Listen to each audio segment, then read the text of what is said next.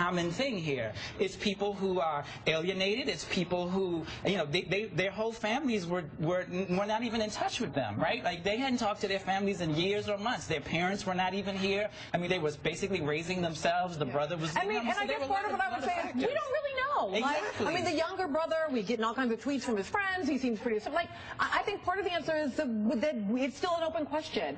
But it does worry me when, even as we still have these open questions, we are already beginning to talk about it as a policy matter. Well, see, that's the important point here, because they don't have the privilege of being anonymous. They don't have speaking of people of color or other minorities.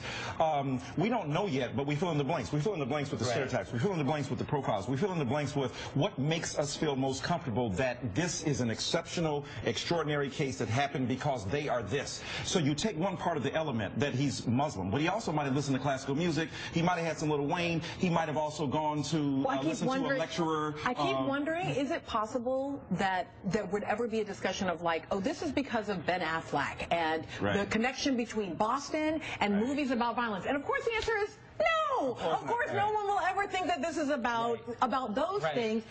But at the same time, there's something, I appreciate the way that you frame that as the one drop, like, because given that they're Chechen, given that they are literally Caucasian, our very sense of connection to them is this framed up notion of like Islam making them into something that is non-white. Well, it is not us. I mean, the point is that it's important to say that's not us. You know, when this is not American, this is not who we are, because we couldn't potentially do what they did. But if they're more like us, the point you were making earlier, if they're just like us, they grew up in the same neighborhoods, they listen to the same kind of music, they talk to the same kind of people, it's scarier, because then what has metamorphosized here to become who they are? What evil lurks among us? And so we want to demonize the other. We have to distance it from the dominant culture. And we did this on Columbine, right? So, I mean, as much as we've talked a lot about race and ethnicity and religious identity, the other thing we did was when, in the Columbine case, we decided it was going to be goth kids or kids who, you know, presented as alienated. And, of course, the vast majority of alienated adolescents never commit acts of, I mean,